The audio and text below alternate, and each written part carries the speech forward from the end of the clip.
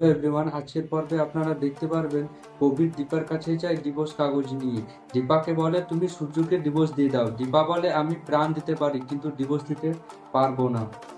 তখন রূপা বলে কবিরকে দাদু ভাই তুমি এরকম করবে তা আমি মানতে পারি না।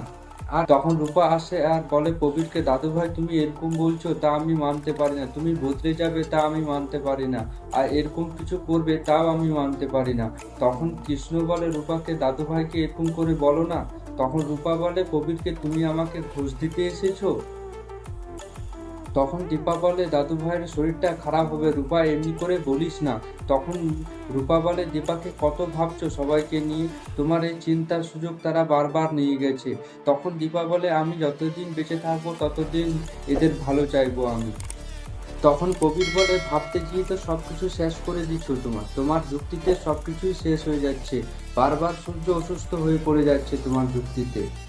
তখন দীপা বলে জোর গলায় আমি কোনোদিনও ডিভোর্স দেবো না ডাক্তারবাবুকে, কোনোদিনও আমি ডিভোর্স দেবো না ডাক্তারবাবুকে, যা মূল্য দিতে হয় তা দেবো।